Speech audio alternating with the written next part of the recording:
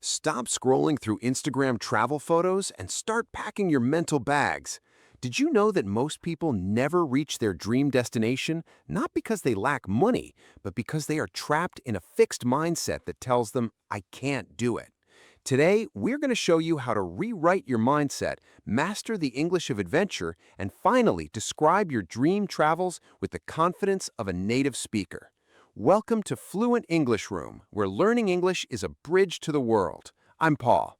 And I'm Amelia. Wow, Paul, that was an extreme hook. I'm already feeling like I'm standing in front of the Eiffel Tower.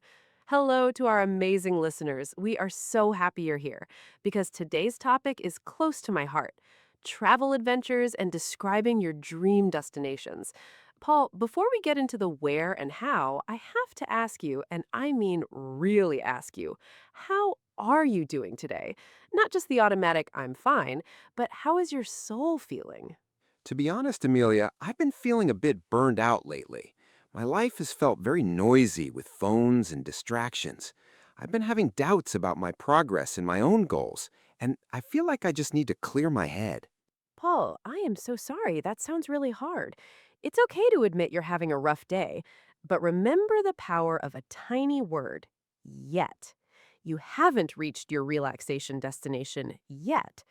Today, let's look on the bright side and use this travel talk to lift our spirits. You're right, Amelia. I need to shift my focus. As James Clear says, if we improve just 1% every day, we will be 37 times better in a year.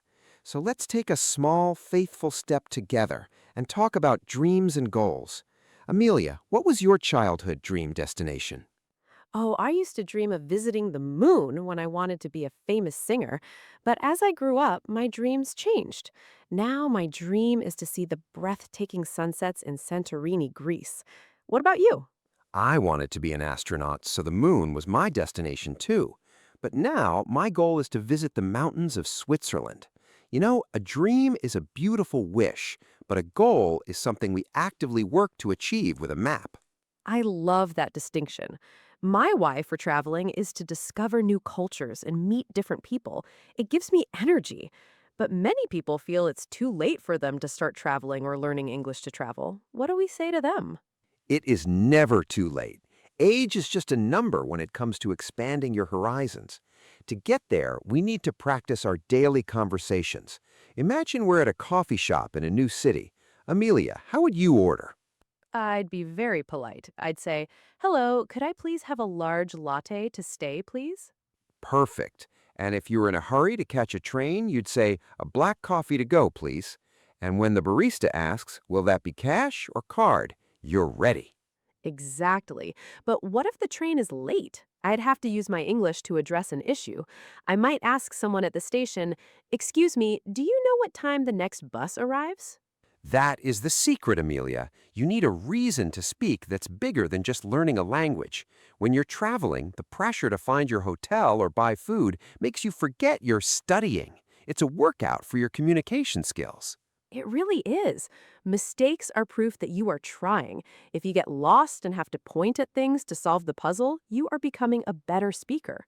Paul, let's practice some past tense by talking about a trip from, well, let's pretend we traveled yesterday. Great idea.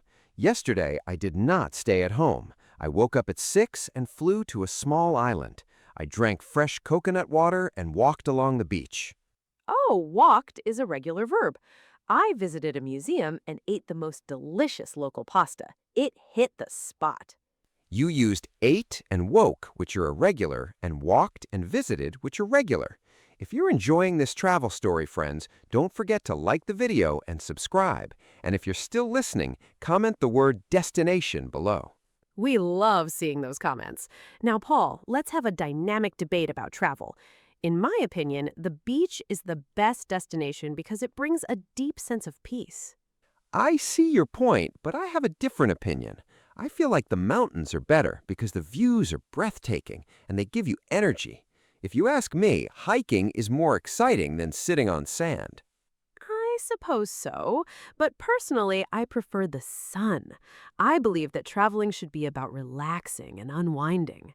I couldn't agree more that unwinding is important, but sometimes traveling is tough and you get stuck in traffic.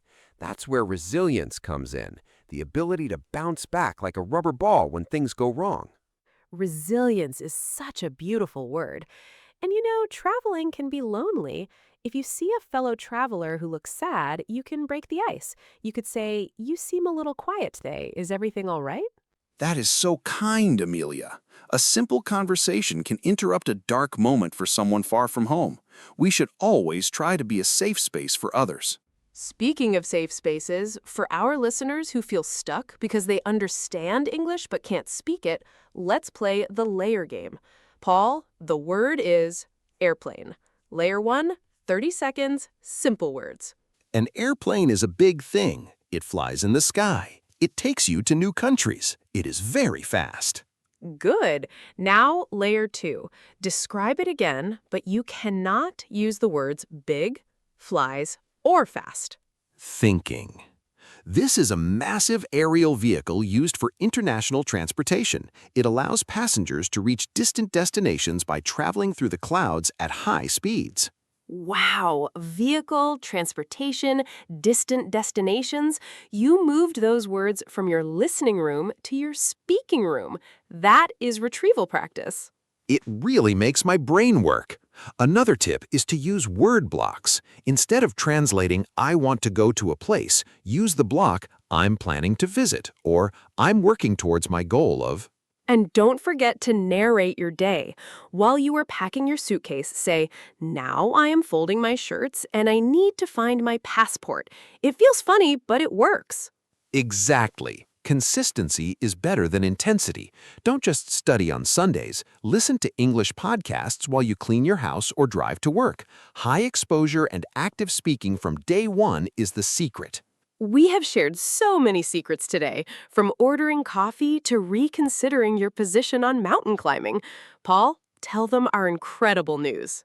I've been waiting for this. We are officially launching the Fluent English Room Telegram community today. It is a place where you can meet, share your travel dreams, and practice English together in a real way. And the best part? The Fluent English Room AI will be there 24/7. If you are shy or your friends are asleep, the AI is always ready to have a dynamic debate about which country has the best food.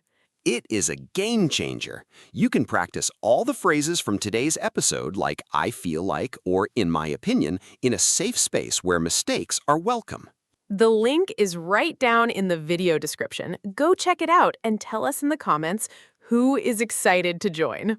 We want to see your names. Remember, English is not a test. It is a bridge to other people and new adventures. Don't be afraid to be brave and be messy. Your childhood dreams are waiting for you. Take it one day at a time, improve 1% today, and you will fulfill your dream. Thank you for listening to our conversation today. If this helped you, please share it with a friend who is learning English. We love being part of your journey. Comment "travel" below to let us know you're ready to turn over a new leaf. See you in the Telegram group. Goodbye, everyone. Keep growing and keep smiling. Goodbye, everyone. Happy learning.